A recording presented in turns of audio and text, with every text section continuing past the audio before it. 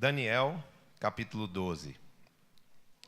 Senhor nosso Deus e Pai, Deus bondoso, maravilhoso e eterno, eu me submeto, Pai, inteiramente agora aos Teus pensamentos, às Tuas palavras, à Tua vontade e ao Teu poder, para que a minha vida seja canal da Tua palavra revelada, ungida e determinada de forma específica para santificar, para abençoar, para salvar, para fortalecer e edificar a Tua igreja, meu Deus, em nome de Jesus, conforme toda a Tua vontade e promessa, em nome de Jesus. Quero pedir, Pai, que nessa hora nenhuma inquietação da carne, nenhuma ação do maligno contra as nossas vidas possa prevalecer, antes nós estejamos debaixo da soberania do Teu Espírito Santo, para que cada um aqui possa ouvir a Tua voz e receber do Senhor tudo quanto a Tua palavra foi determinada para trazer, em nome de Jesus. Amém. Nesse tempo se levantará Miguel, o grande príncipe, o defensor dos filhos do teu povo, e haverá tempo de angústia, qual nunca houve, desde que houve nação até aquele tempo. Mas naquele tempo será salvo o teu povo, todo aquele que for achado inscrito no livro. Muitos dos que dormem no pó da terra ressuscitarão, uns para a vida eterna, e outros para vergonha e horror eterno. Os que forem sábios, pois resplandecerão como o fulgor do firmamento. E os que a muitos conduzirem à justiça, resplandecerão como as estrelas sempre e eternamente. Tu, porém, Daniel, encerra as palavras e sela o livro, até ao tempo do fim. Muitos o esquadrinharão e o saber se multiplicará. Então eu, Daniel, olhei, e eis que estavam em pé outros dois, um de cada lado do rio, o outro do outro lado. Um de um lado do rio e o outro do outro lado. Um deles disse ao homem vestido de linho que estava sobre as águas do rio: quando se cumprirão estas maravilhas?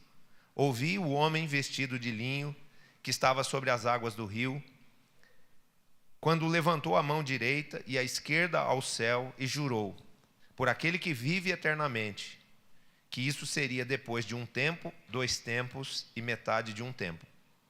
E quando se acabar a destruição do poder do povo santo, estas coisas todas se cumprirão. Eu ouvi, porém, não entendi. Então eu disse: meu senhor, qual será o fim dessas coisas? Ele respondeu: vai, Daniel, porque estas palavras estão encerradas e seladas até ao tempo do fim. Muitos serão purificados, embranquecidos e provados, mas os perversos procederão perversamente, e nenhum deles entenderá, mas os sábios entenderão. Depois do tempo em que o sacrifício diário for tirado e posta a abominação desoladora, haverá ainda 1290 dias.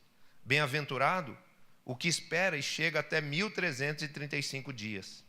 Tu, porém, segue o teu caminho até o fim, pois descansarás, e ao fim dos dias te levantarás para receber a tua herança. Graças nós te damos, Senhor, pela sua palavra. Queridos, esse texto é um texto profético e apocalíptico. Fala de dias que ainda estão por vir. Mas esse texto enfatiza algo que é aquilo do qual Deus quer nos falar hoje, que é sobre a necessidade de nós sermos sábios. A necessidade de nós sermos pessoas dotadas da sabedoria divina, porque a sabedoria divina é aquilo que vai ajudar muitos a salvarem as suas próprias almas. Esse texto aqui, ele fala de tempos, né, onde haverá uma luta com o anticristo, haverá uma luta da igreja contra os poderes malignos, que serão, no fim, completamente derrotados pela luz, pelo poder de Deus, mas isso terá como instrumento, como elemento dessa batalha e dessa vitória, a igreja de Jesus, o povo de Deus, não é? E ele está dizendo aqui que os que nesse momento, que é um momento de juízo final, um momento de decisão, em face de que alguns irão para a vida eterna e outros irão para as trevas definitivamente, irão para horror eterno e vergonha eterna, como está escrito aqui no versículo 2, nesse momento aí um fator será decisivo, que é o entendimento, que é o discernimento espiritual, que é a sabedoria dada por Deus àqueles que são santos, àqueles que são retos diante de Deus. Se nós entendermos que sábio não é aquela pessoa que se torna lá um ermitão, uma pessoa que vai passar a vida inteira estudando, uma pessoa que vai viver enclausurada, separada, e por acumular muito conhecimento ele se torna sábio. Essa é a ideia, né, que às vezes as pessoas têm do que é ser sábio. A gente vê aquela pessoa isolada, né, aquele homem que fica barbudo, fica com o cabelo branco, de tanto estudar, ele nem tem tempo de cortar o cabelo, nem faz a sua barba, porque a vida dele é toda dedicada a estudar, e parece que essa é uma minoria, essa é uma classe rara. Essas pessoas são pessoas que são uma minoria e que vive de uma forma muito específica. Mas essa ideia é uma ideia equivocada, porque na verdade Deus quer que cada um de nós, os filhos de Deus, viva em sabedoria. Deus quer que a sua igreja, principalmente a igreja dos dias de hoje, seja uma geração de sábios. E eu estou diante dela. Quem recebe aí? Dá um aplauso ao Senhor Jesus.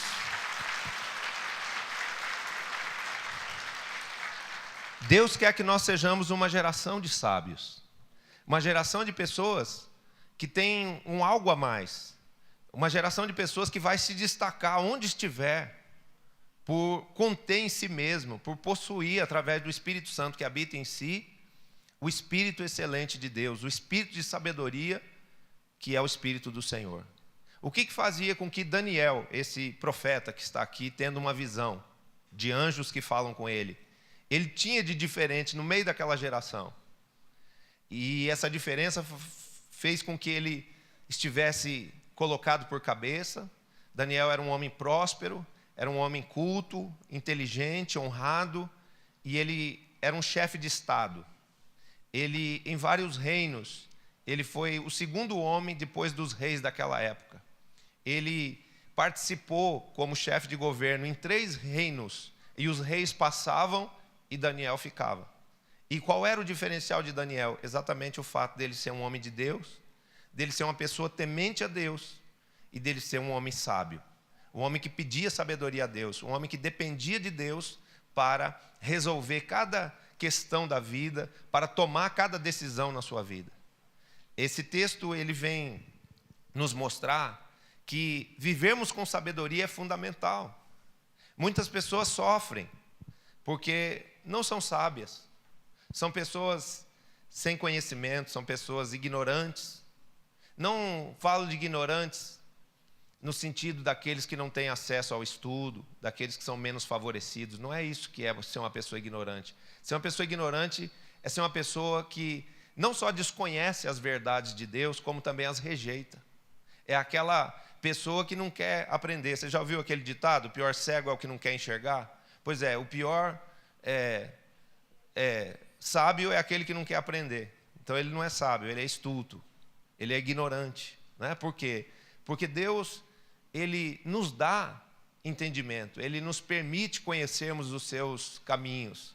Ele nos revelou a sua palavra, ele enviou o seu Filho Jesus Cristo aqui para nos ensinar a vivermos de uma forma sábia.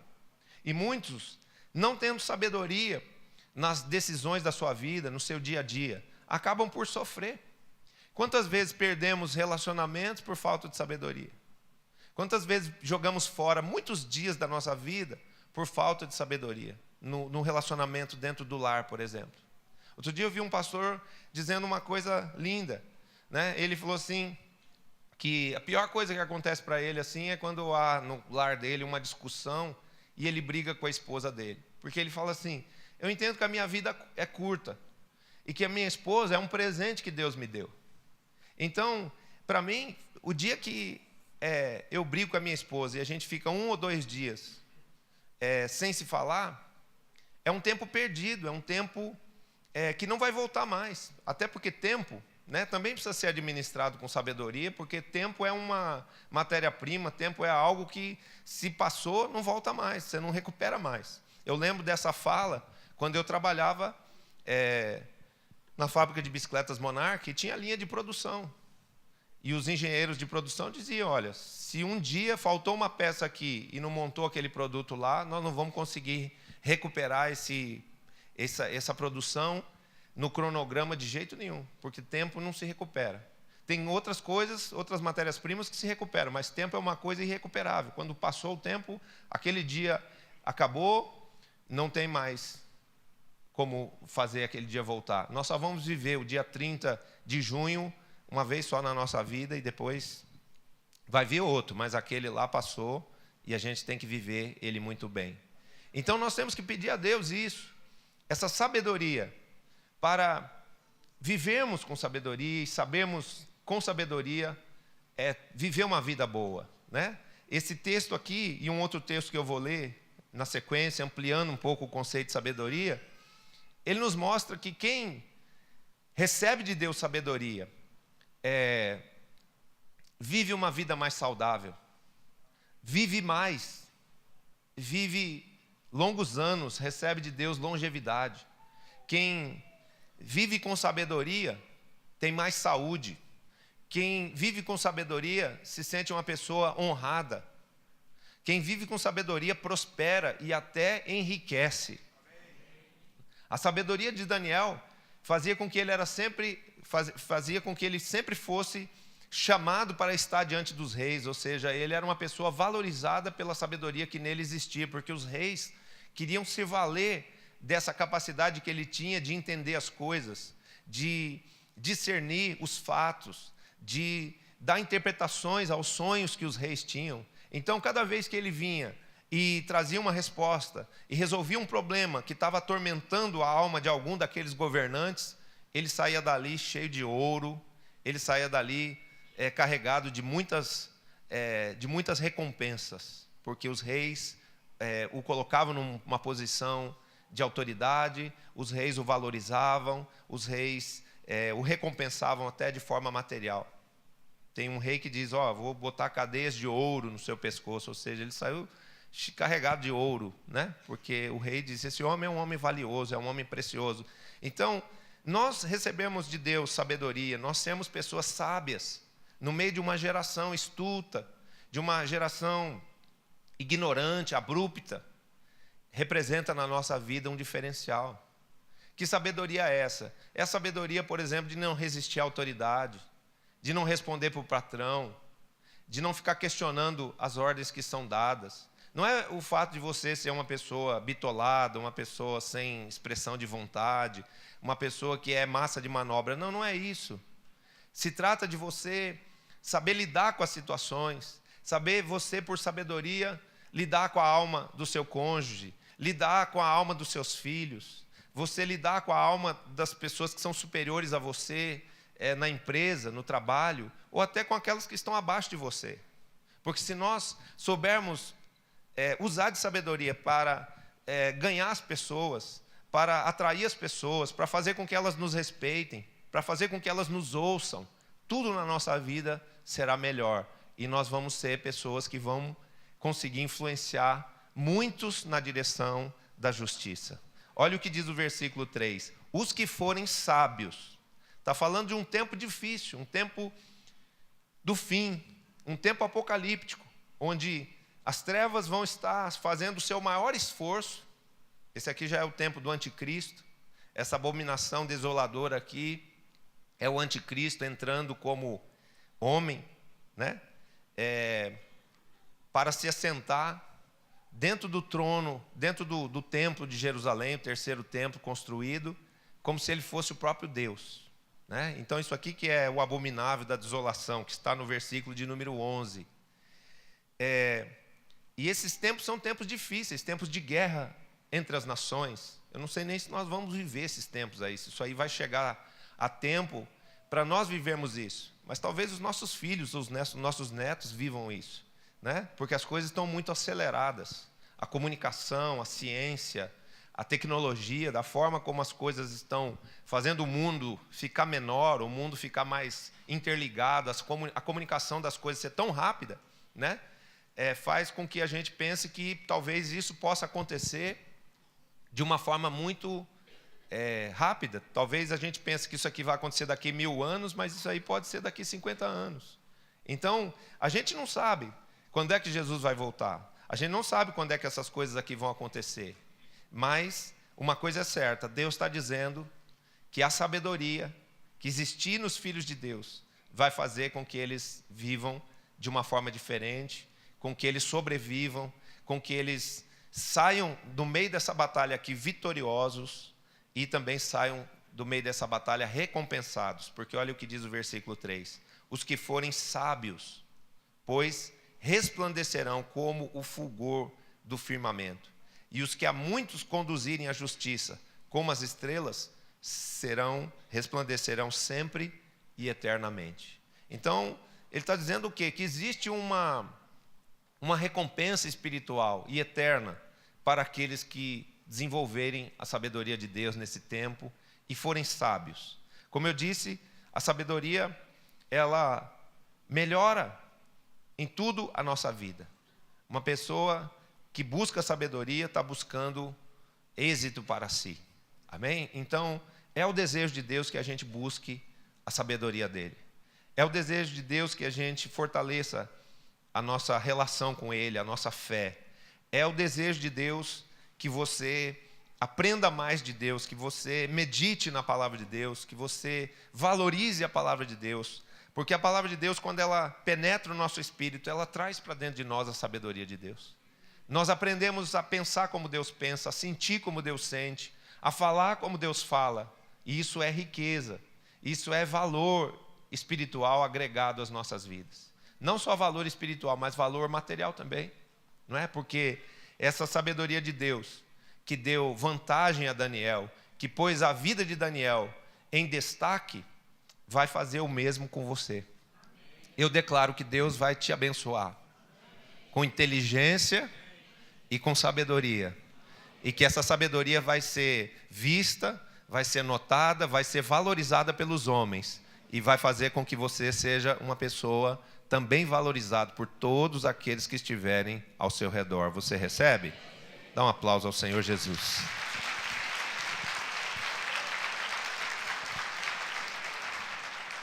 Repita comigo, a sabedoria divina é um diferencial. É uma chave para o êxito, para o valor na minha vida. Em nome de Jesus. Amém? Nós precisamos ser sábios. Uma coisa boa que eu tenho a te dizer, a sabedoria é um dom de Deus. E a Bíblia diz que Ele dá sabedoria a todos que lhe pedem. Então, assim como você pode pedir o dom de amar, você pode pedir o dom de ser sábio. Se alguém necessita de sabedoria, está escrito na Bíblia, peça a Deus que a todos dá liberalmente. É uma coisa que Ele dá de graça assim, Ele dá fácil. Mas o problema que não é tão fácil assim é a gente entender que isso tem valor. A gente pede casa, a gente pede carro, a gente pede para Deus fritar os nossos inimigos, né? Manda um raio lá, Senhor, naquela pessoa que me magoou. Ele vai ver o que vai acontecer. Pesa a tua mão, Senhor. Então, às vezes os nossos pedidos a Deus, as nossas orações são orações sem sabedoria. Jesus mesmo disse, tem muitas coisas que vocês pedem e não recebem porque vocês pedem mal. Vocês pedem coisas que não estão em linha com a palavra de Deus. Vocês pedem coisas que não são aquelas que Deus prometeu ou que Deus deseja que aconteçam. E por isso é que nós precisamos nos alimentar muito da palavra de Deus. Esquadrinhar a palavra de Deus. Buscar sabedoria, conhecimento e discernimento das coisas espirituais. Por quê? Porque a Bíblia também diz que nesses tempos apocalípticos virá sobre a terra muitos enganos. O anticristo, por exemplo, ele é a figura de alguém que vai vir com tanto carisma, com tantos dons, com tanta sabedoria, com tanta graça. Ou seja, um homem divertido, um homem inteligente, um homem bonito, um homem forte, um homem bem vestido, um homem cheio de graça, que ele vai enganar muitos. Porque ele é todo bonitão assim por fora, ele é todo galã, ele é todo inteligente, né? Ele é sagaz, ele é perspicaz, ele é atraente, ele é envolvente, mas ele é uma mentira. Ele é um enviado do diabo. Ele é o próprio diabo encarnado. Você consegue compreender isso? E uma das coisas que nós temos que entender é que o anticristo não vai ser assim uma pessoa para governar as nações, mas a palavra de Deus fala sobre o espírito do anticristo. Então, muitos moveres, muitas coisas que vão acontecer, envolvendo líderes espirituais, tentando se infiltrar na igreja, tentando confundir a igreja e tentando fazer com que até os eleitos sejam enganados. A palavra de Deus diz que esses tempos do fim aqui, eles precisaram ser, no cronograma de Deus, abreviados, para que os eleitos não fossem enganados e tragados por tanta malignidade, por tanta mentira e engano que virá no tempo do fim.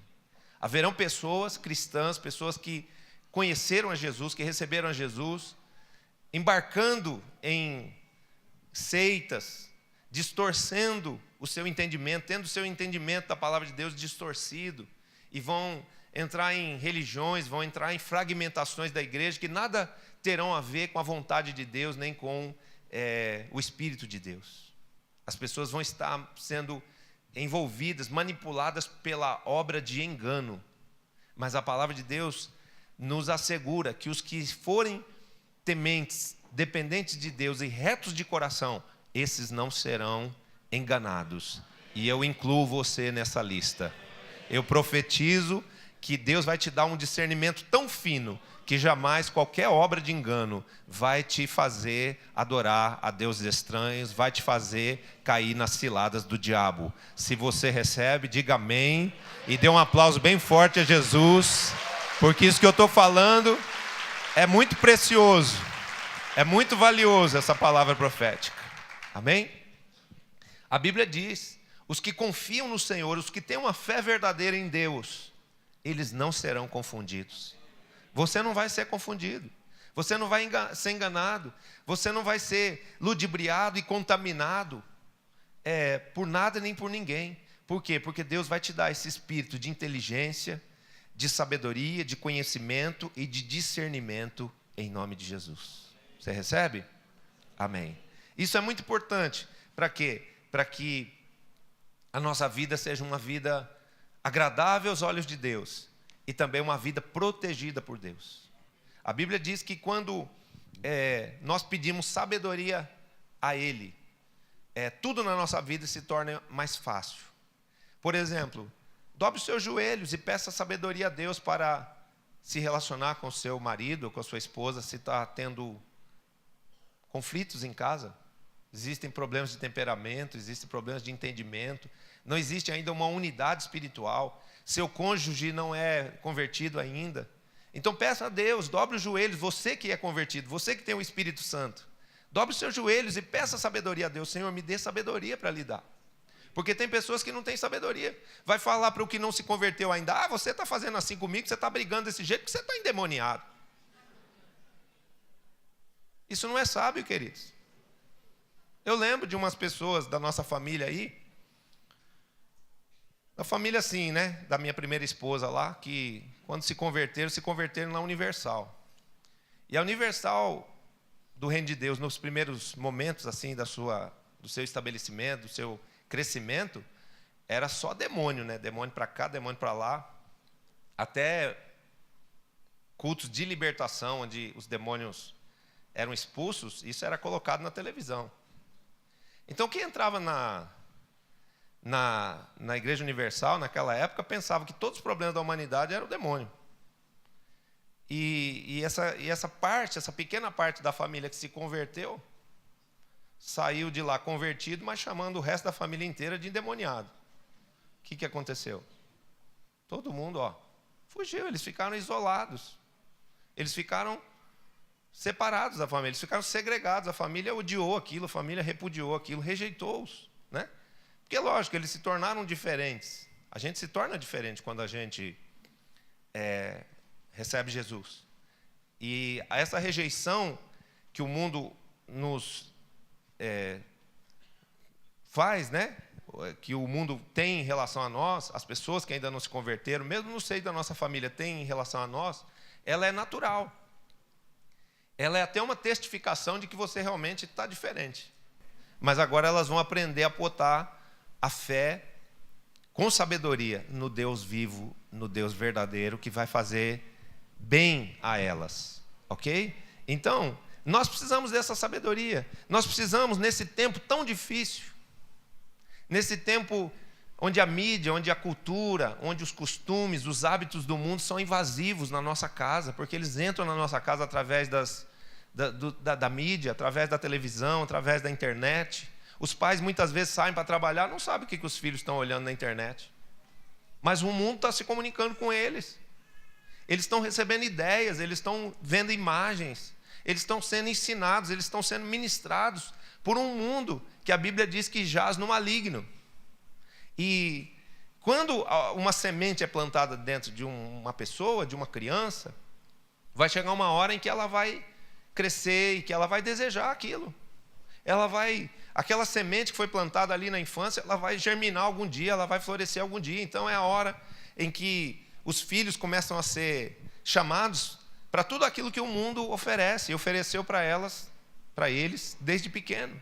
Então nós precisamos vigiar, e não só vigiar, e tomar cuidado, e ter autoridade, de protegê-los, de orientá-los, de ensiná-los, de dar a eles uma base espiritual correta e adequada. Mas nós precisamos pedir a Deus sabedoria para educar os nossos filhos num tempo tão difícil. Peça isso para Deus, querido. Peça sabedoria para você ganhar os seus filhos pelo amor, para você ter os seus filhos como seus amigos, para você ter os seus filhos sujeitos à instrução, ao ensino, ao aconselhamento que virá de você com amor, e que isso realmente penetre o espírito deles, o coração deles, para que eles sejam filhos que amem a você e que respeitem a você. Porque uma das coisas, por exemplo, que me assustou, que me escandalizou na visão dessas manifestações, que na minha opinião elas têm o seu valor. Não sei se você sabe, mas quem fez a primeira manifestação foi a Igreja de Jesus Cristo no dia 5 de junho, uma manifestação verdadeiramente pacífica em Brasília, na frente do Senado e do Congresso. Tinha lá mais de 50 mil cristãos protestando e falando: não queremos a PL 122, não queremos que seja cerceada a liberdade de expressão, nem a liberdade de imprensa, não queremos leis que venham ferir a família, não queremos leis que venham trazer sobre a nossa nação maldição. E essa multidão ali se expressou, a multidão orou, mas não teve destruição de nada, não teve vandalismo. Por quê? Porque nós não temos que praticar vandalismo, nós temos que praticar evangelismo. Amém? Nós temos que evangelizar o nosso país e fazermos isso com sabedoria. Fazermos isso com essa sabedoria que vem do alto. A palavra diz que existe sabedoria. Por exemplo, existem pessoas que estudam demais, que se preocupam muito em conhecer, em saber, e estudam muitos livros, gastam muito tempo da sua vida nisso. Mas existem dois aspectos bíblicos a respeito disso. O primeiro é que diz a palavra que no muito saber há também muito enfado. Então as pessoas que adquirem muito conhecimento, que elas ficam obstinadas em relação a saber mais do que as outras, ou saber tudo que pode ser sabido, elas ficam muito cheias de sabedoria e conhecimento, mas elas ficam tristes também. A vida delas fica uma vida enfadonha, uma vida sem graça. Elas têm uma tendência à depressão. Elas têm uma tendência a ser pessoas que não sabem se relacionar.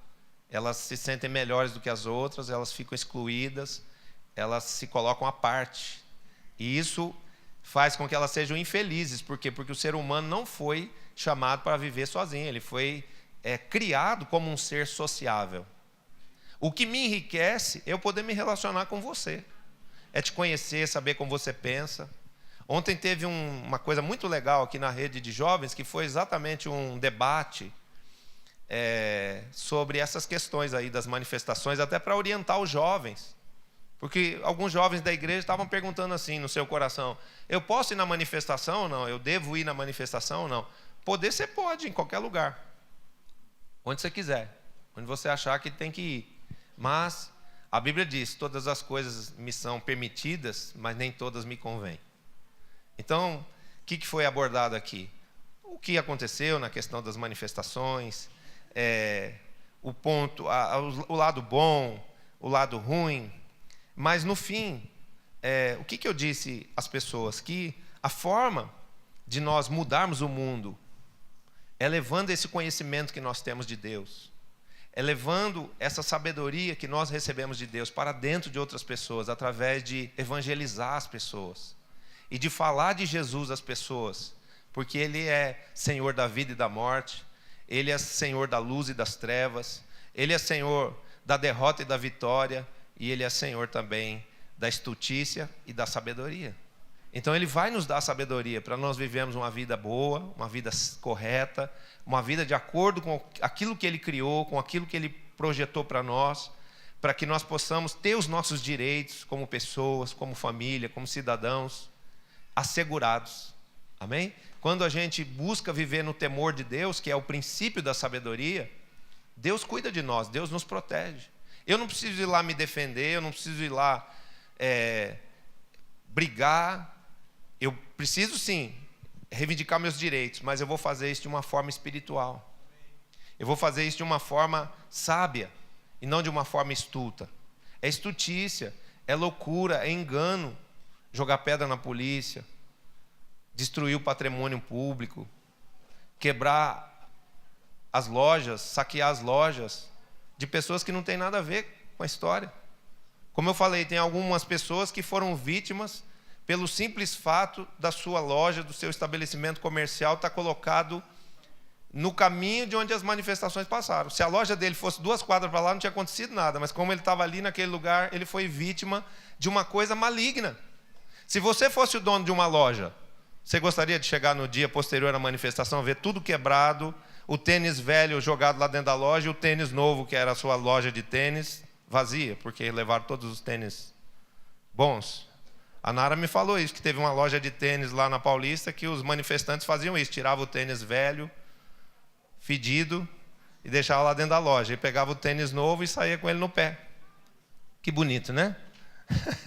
Então, nós precisamos entender isso, que nós podemos fazer coisas que não são sábias. Não é sábio vaiar uma chefe de Estado. Eu, por exemplo, achei um absurdo.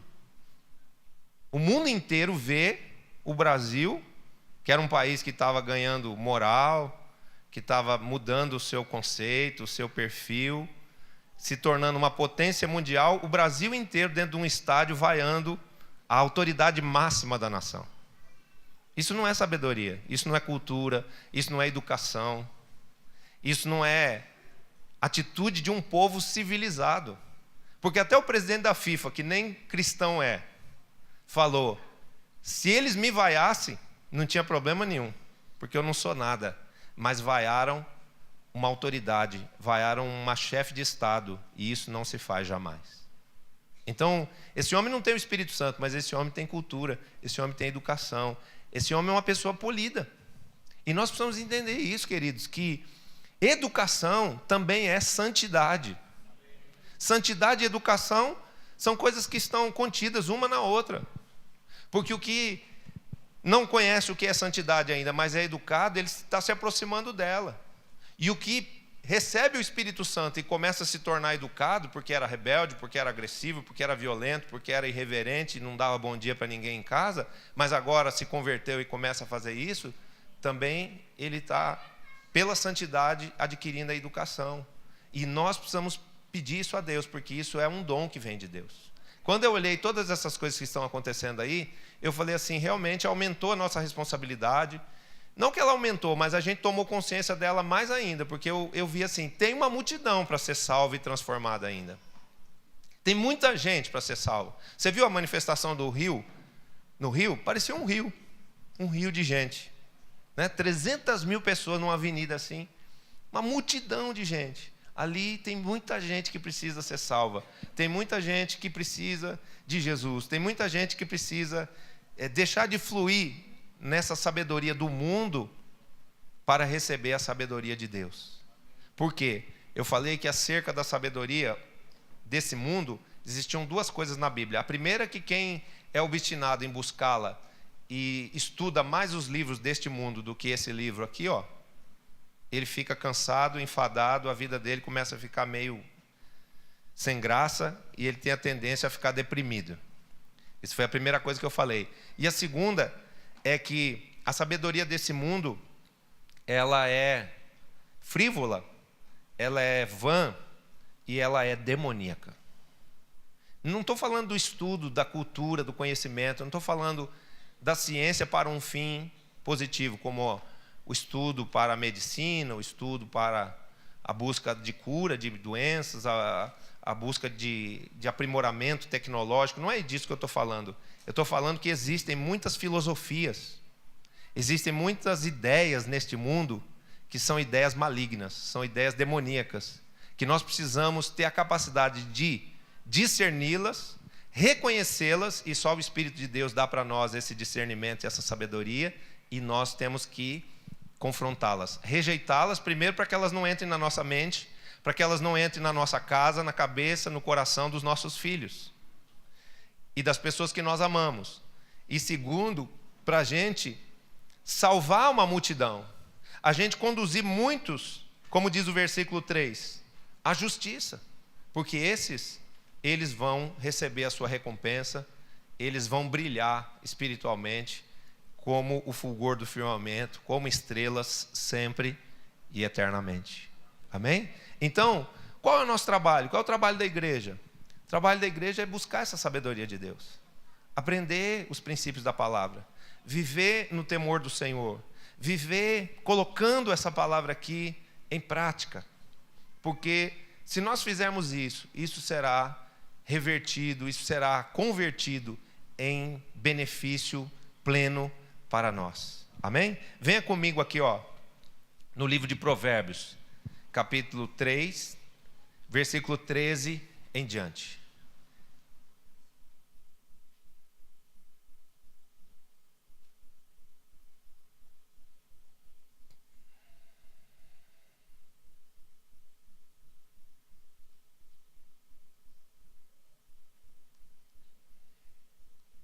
É do 13 ao 18 que nós vamos ler.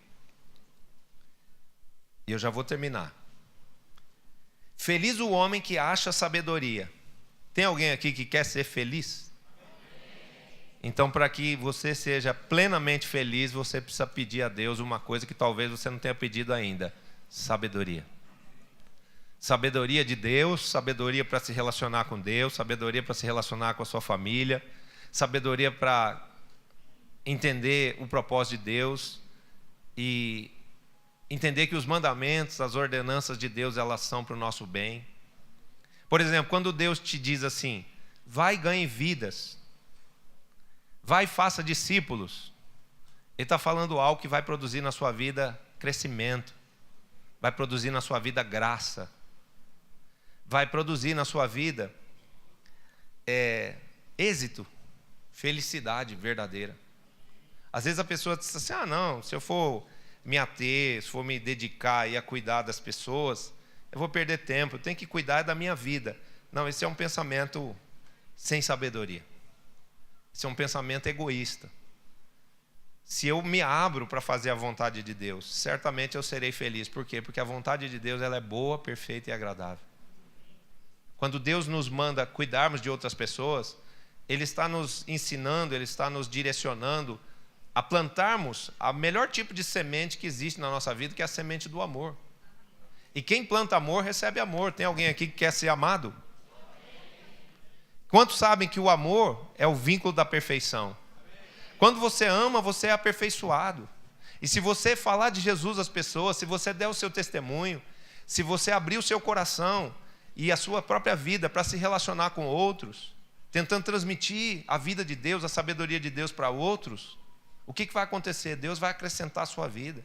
Deus vai fazer com que essa semente do amor, da fé, da vida eterna, que você está plantando em outros, ela se multiplique na sua vida e na vida da sua descendência. Amém? Então isso é sábio. Tanto é que a Bíblia diz assim: aquele que ganha almas é sábio. Entendeu o propósito da sua vida aqui nesse mundo? Entendeu aquilo que Deus espera de nós? Se nós entendemos, se nós cremos, passamos a crer que Jesus é a solução para todos os problemas da humanidade, por que não ministrar esse remédio para tantos que estão sofrendo? Por que ficar com essa fórmula de salvação, de êxito, de vitória, guardada só para nós? Isso é egoísmo. Você precisa dar de graça aquilo que de graça você recebeu. Falar do amor, falar do perdão de Deus para as pessoas. Contar para as pessoas aquilo que Deus já fez na sua vida. Eu acredito que se você conhece a Jesus no Espírito, se você nasceu de novo, alguma coisa boa Deus fez por você. Alguma experiência com Deus você teve. Eu era uma pessoa ansiosa, agora eu sou tranquila. Eu não dormia, agora eu durmo. Isso é o seu testemunho. Tem um monte de gente aí que morre de ansiedade, vive desesperado, preocupado, estressado por causa da ansiedade. Dá o seu testemunho para ela, ela vai ser curada da ansiedade. Ela vai acreditar em Jesus e Jesus vai libertá-la da ansiedade também. Tem gente que não dorme, que vive à base de remédio para tentar dormir. Aí consegue dormir com remédio à noite e fica com sono de dia. Você consegue compreender que sofrimento que as pessoas vivem? Agora, você conhece aquele que diz, que te ensina a recitar um salmo e a fazer uma oração, que está lá no Salmo 4, que diz: em paz eu me deito e logo pego no sono, porque o Senhor é quem me faz repousar tranquilo. Então você não dormia, agora você dorme? Dá esse testemunho para as pessoas, conte isso para as pessoas. Não tenha vergonha de falar que você é cristão, que você é crente, que você encontrou a Deus e os benefícios de Deus para a tua vida. Porque o mundo precisa disso, e isso é sabedoria. O que ganha almas é sábio. Amém? Quem quer ser feliz? Todos. Olha o que diz o versículo 13. Feliz o homem, feliz a mulher, porque o homem aqui é genérico, que acha sabedoria, e o homem que adquire conhecimento, porque melhor é o lucro que ela dá do que o da prata.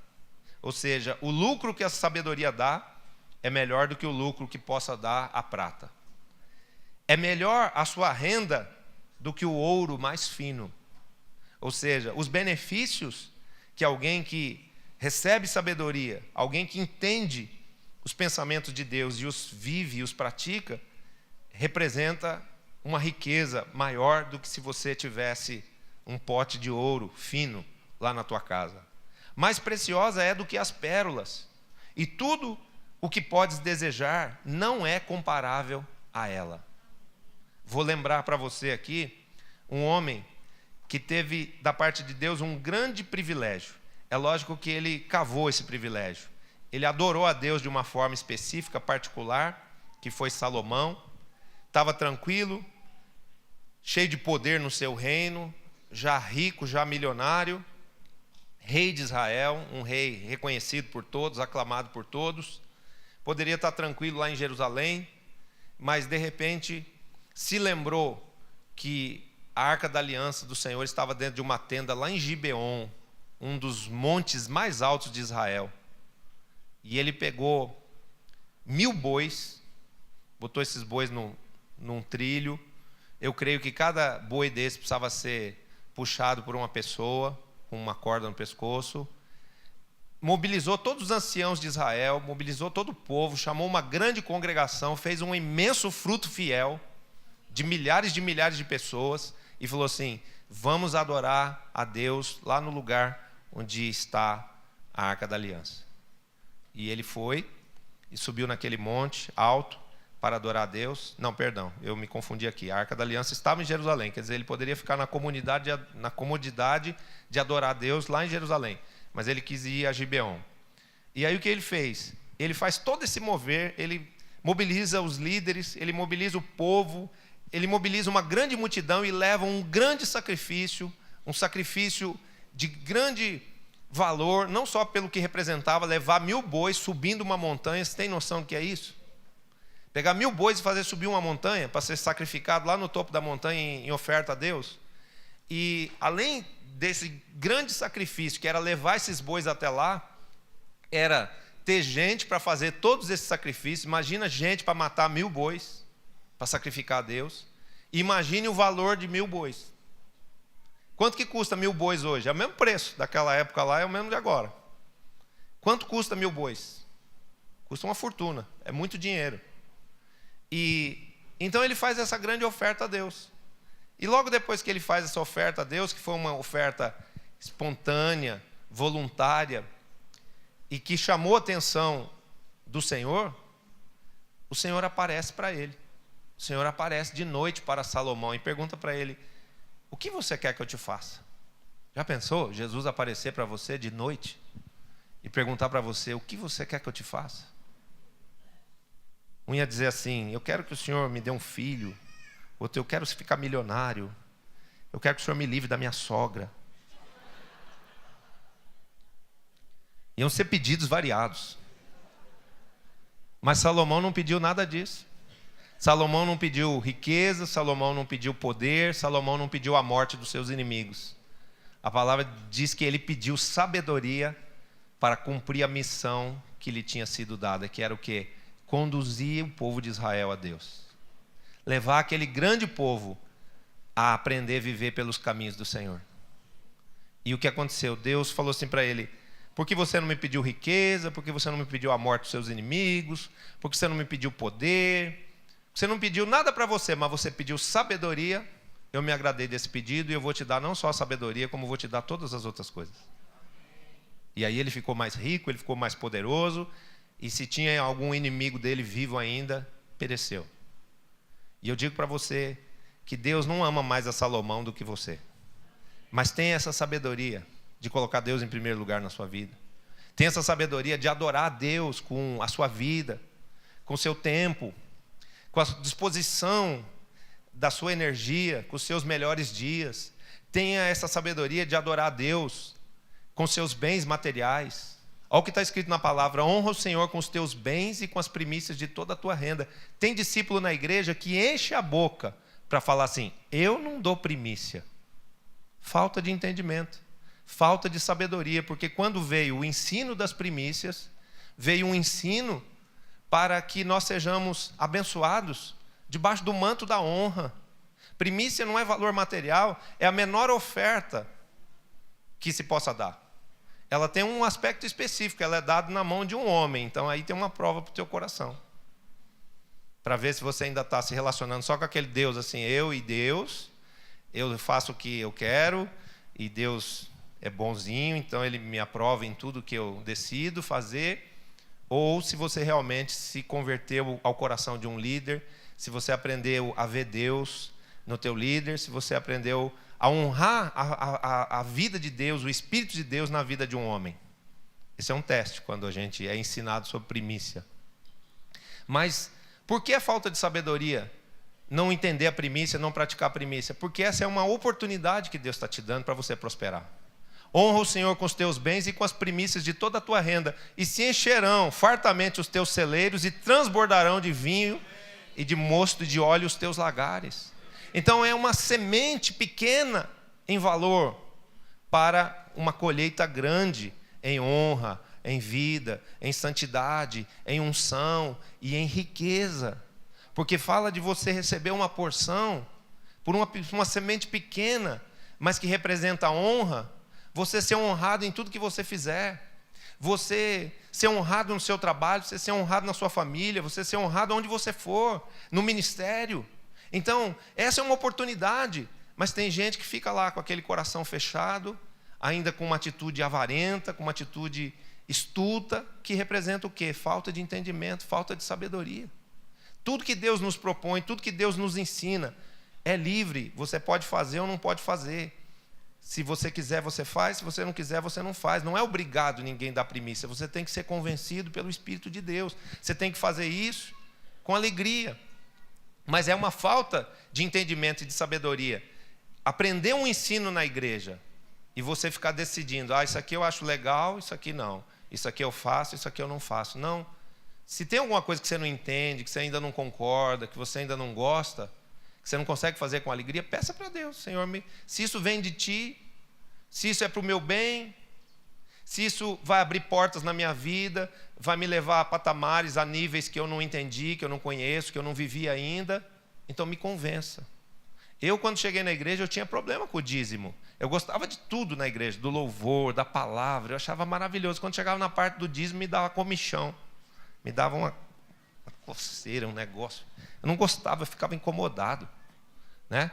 Até porque eu participava de uma igreja que os caras eram bons de pedir dinheiro lá, só falavam uns 40 minutos. E vamos comprar não sei o quê, vamos comprar aquele prédio, vamos fazer a televisão. Eu falava, meu Deus, mas já tem tanta gente aqui dentro, ainda vai que o homem quer comprar uma televisão. Eu não tinha entendimento. Eu não tinha maturidade espiritual, porque eu era um novo convertido. Eu não entendia que o dízimo era uma semente que ia ser plantada, primeiro para me abençoar com a proteção de tudo que era meu. Ou seja, quando você é dizimista, o diabo não pode tocar no que é seu. Você não vai bater o carro, você não vai ficar doente, você não vai ficar... O inimigo não vai ter brecha, a menos que você peque de outra forma. Tem gente que, eu sou dizimista, ofertante, primiciador, por que está acontecendo? Por que eu não prospero? Vamos fazer uma análise das outras coisas.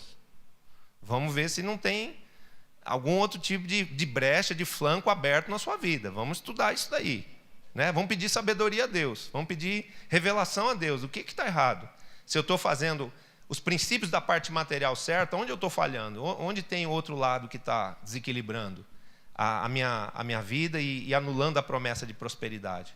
Então, esses princípios que são ensinados, o dizimar, o ofertar, o primiciar, tudo é destinado a nos fazer prosperar. Mas depende do quê? De entendimento, da gente pedir discernimento para Deus, da gente pedir revelação, da gente pedir sabedoria. Senhor, me ajuda a entender os teus pensamentos. Me ajuda a não ser sábio aos meus próprios olhos. Tem gente que quer achar que a sabedoria dele é maior que a sabedoria de Deus. Não é, querido. Não é. Se fosse, você nem estava aqui. Porque a sua sabedoria humana teria resolvido todos os seus problemas lá fora. Se você está aqui, é porque a sabedoria de lá falhou e você veio aqui para receber e para aprender a sabedoria divina. Então, já que você já viu que a outra não funciona, recebe essa daqui, em nome de Jesus. Recebe essa daqui e pratica. Porque você vai ver que a sua vida vai melhorar em tudo. Amém? Olha o que está escrito aqui. Mais preciosa é do que as pérolas, e tudo o que podes desejar não é comparável a ela. O alongar-se da vida está na sua mão direita, ou seja, uma vida longa. Quem quer viver bastante? Quem quer morrer semana que vem? Ninguém, né? Baixa a mão. Quem quer viver até os 100 anos? Todo mundo, lógico, o homem não quer morrer. O alongar-se da vida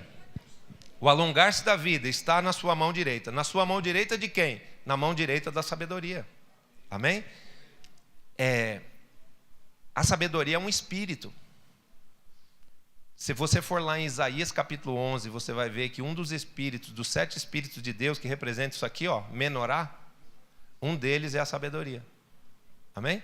E está dizendo que na mão direita da sabedoria está a vida longa. Agora vamos ver o que está na esquerda. O alongar-se da vida está na sua mão direita, e na sua esquerda, riquezas e honra. Riquezas e honra.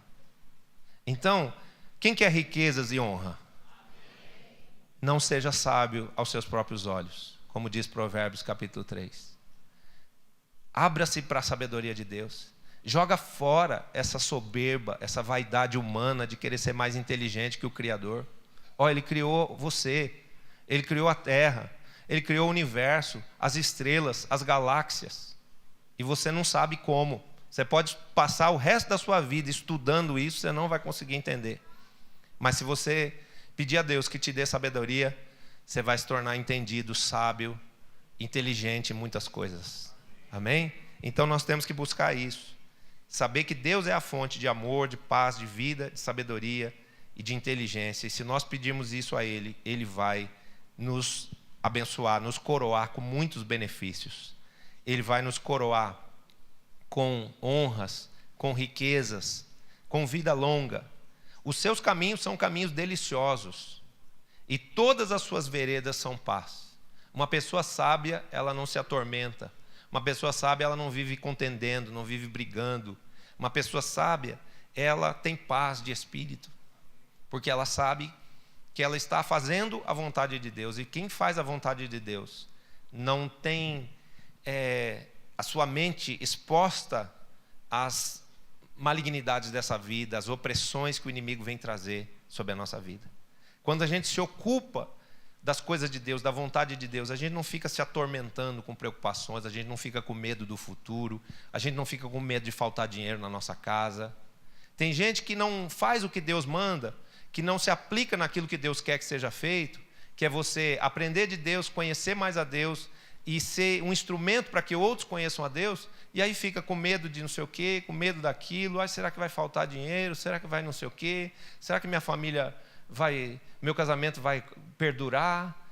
Quem é sábio, quem se aplica nas coisas que Deus chama de coisas sábias, como por exemplo, viver na presença de Deus, se alegrar nele, se alimentar dele e fazer a vontade dele, não fica com a sua alma exposta aos terrores e aos temores dessa vida. Se você está deprimido, angustiado, preocupado, com medo do futuro, talvez é porque você não esteja preenchendo o seu espírito, a sua alma com essa vida, com esse poder, com essa força aqui, ó. Mas se você se aplicar nisso, e se você se aplicar em viver o que é o resumo disso aqui, que é amar o seu próximo e amar a Deus, você vai ver que a sua vida vai se renovar, se transformar, você vai ficar uma pessoa sábia, forte e segura. Amém? Os seus caminhos são caminhos deliciosos e todas as suas veredas são paz. Versículo 17. Versículo 18. É árvore de vida para os que a alcançam. Árvore de vida fala da vida eterna. A árvore de vida fala da salvação. Então, a sabedoria vai nos ajudar a conservarmos a nossa salvação. Você foi salvo quando você recebeu Jesus, mas o apóstolo Paulo diz que a nossa salvação tem que ser desenvolvida. Nós temos que nos manter na presença de Deus, nós temos que nos manter em comunhão com Deus. E para que a gente viva assim, a gente precisa de sabedoria. Amém? É árvore de vida para os que a alcançam, e felizes são todos os que a retêm. Preste atenção que nós começamos no versículo 3, e ele começa dizendo, feliz o homem, no versículo 13, perdão. Provérbios 3:13. Feliz o homem que acha sabedoria. E termina dizendo que são felizes todos os homens que retêm a sabedoria.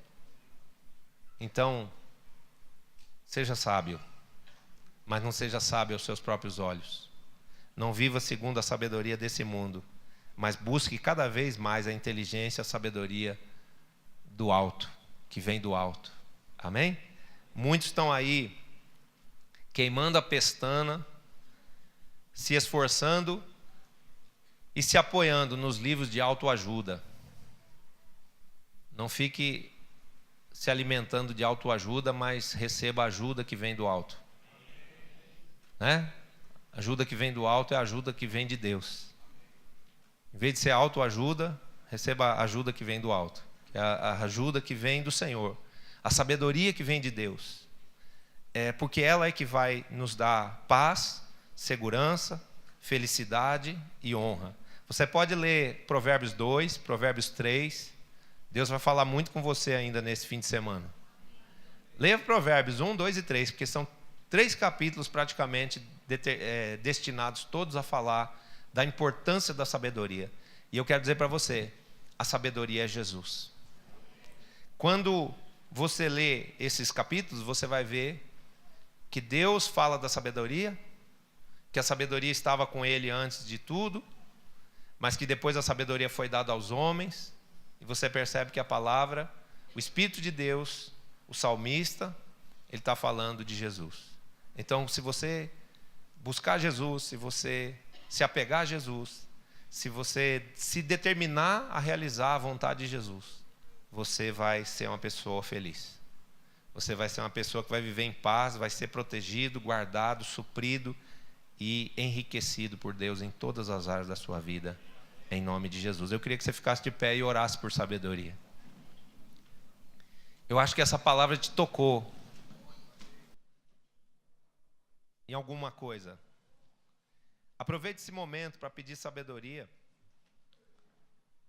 para entender a mente de Deus, pedir sabedoria para realizar a vontade de Deus, pedir sabedoria para administrar a sua casa, o seu lar, sabedoria para lidar com as pessoas que você ama, sabedoria para tocar a sua empresa e fazer da sua empresa um testemunho que vai não só te trazer felicidade, prosperidade, mas que vai glorificar o nome de Jesus. Aproveite a Deus, porque a Bíblia diz, aproveite esse momento com Deus, porque a Bíblia diz: se alguém necessita de sabedoria, peça a Deus, que a todos dá liberalmente. Pode orar. Esqueça a pessoa que está do seu lado e levante sua voz a Deus.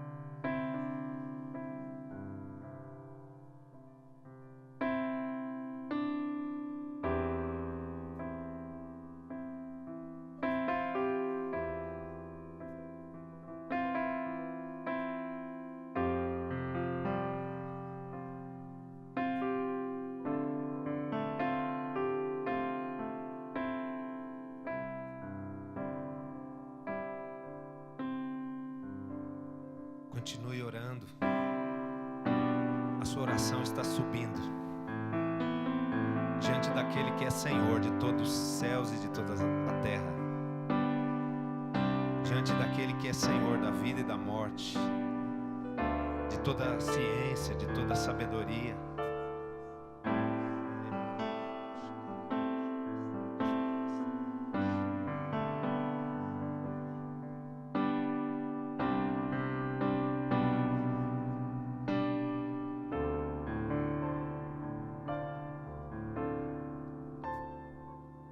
Senhor nosso Deus e nosso Pai, obrigado por nós podermos ter ouvido hoje o Senhor dizendo que o Senhor quer e que o Senhor fará de nós uma geração de sábios, um exército de homens e mulheres sábios que vão viver não segundo a sabedoria deste século, não segundo a sabedoria deste mundo, ao qual é perversa, maligna, vã e até mesmo demoníaca. Obrigado, Senhor, porque certamente o Senhor nos livrará de todo esse engano, e o Senhor nos dará inteligência e conhecimento e discernimento e sabedoria, a sabedoria que há no Teu Filho Jesus Cristo, a sabedoria que nos é concedida através do Teu Espírito Santo, agindo em nós. Meu Deus, que o Teu Espírito Santo governe os nossos pensamentos, nos convença, Senhor, acerca de toda a Tua verdade, que venham ser destruídas as fortalezas da sabedoria humana, da soberba humana e da soberba maligna que ainda existe dentro da mente dos filhos da igreja El Shaddai. Que o Senhor esteja promovendo, Senhor, a nossa libertação de todo conceito maligno, de toda ideia que procede das trevas, para que a luz do Senhor ilumine os olhos do nosso entendimento, para que a luz do Senhor ilumine, meu Deus, a nossa mente, e nós possamos ter da parte do Senhor o espírito de revelação e o espírito de sabedoria para o pleno conhecimento da verdade, a verdade absoluta do Senhor, a verdade absoluta daquele que criou os céus, a terra, as estrelas, todo o universo, o homem e tudo aquilo ao qual o Senhor lhe submeteu debaixo do seu cuidado, debaixo da sua jurisdição. Meu Deus, nós somos líderes nessa terra, nós fomos investidos da tua autoridade, o Senhor nos deu os teus dons, o Senhor nos conferiu o teu poder, o Senhor pôs poder, Pai, nos nossos lábios. Então que os nossos lábios que têm poder não sejam usados sem sabedoria, mas que tenhamos sabedoria no pensar, que tenhamos sabedoria no falar, que a nossa boca seja um instrumento de restauração, de salvação, de edificação, Senhor, de todos os que estão ao nosso redor, e não um instrumento, um objeto de destruição. Dá-nos sabedoria, meu Deus, no pensar, no falar, no nos relacionarmos. Ajuda-nos, meu Deus, nos dando sabedoria divina para nos relacionarmos com os nossos familiares. Dá-nos, meu Deus, sabedoria entre maridos e esposas, sabedoria entre pais e filhos, sabedoria, meu Deus, para lidarmos com a autoridade neste mundo. Meu Deus, eu quero te pedir perdão por esta geração, que tem sido uma geração irreverente, uma geração mal educada, uma geração que afronta, meu Deus, a autoridade que o Senhor constituiu. O Senhor diz na sua palavra que toda autoridade constituída na terra, ela é constituída por Deus. Então é o Senhor, meu Pai, quem colocou a presidenta Dilma no poder. É o Senhor quem coloca os apóstolos no altar. É o Senhor quem coloca o guarda de trânsito lá fora na rua, sendo merecedor de respeito. E nós não temos entendido isso. Nós não temos compreendido, Pai, que quando afrontamos uma autoridade aqui na terra, estamos ferindo, estamos afrontando na verdade a tua própria autoridade. Estamos ultrajando o Espírito do Senhor. Queremos te pedir perdão pelos pecados dessa natureza na vida da igreja. Queremos te pedir perdão, Pai, pelos pecados do povo, o povo que ainda está em trevas, o povo que ainda não tem a tua luz, a tua sabedoria. Mas nós queremos pedir que todos, sem exceção, sejam por ti elucidados, sejam por ti iluminados, vivificados, reeducados em nome de Jesus. Vem, Espírito Santo, se derramar sobre a nossa nação, para que a nossa nação seja polida, seja santa, seja educada, seja civilizada, possa desfrutar de paz social, possa viver realmente livre de toda a corrupção que existe primeiramente no coração do povo. O Senhor diz, meu Deus, na sua palavra, que assim como é o povo, assim será o sacerdote. É por causa da corrupção que ainda existe na vida do nosso povo que nós temos governantes corruptos, Senhor. Mas eu sei que o Senhor está mudando tudo isso, porque o Senhor está derramando sobre toda a carne o teu Espírito Santo, e o Senhor está derramando sobre a tua igreja inteligência, discernimento, conhecimento, revelação, sabedoria e unção, meu Pai, para governar, unção para conquistar e para governar aquilo que foi conquistado. Eu quero te pedir, Pai, sobre a vida, levante as suas mãos agora.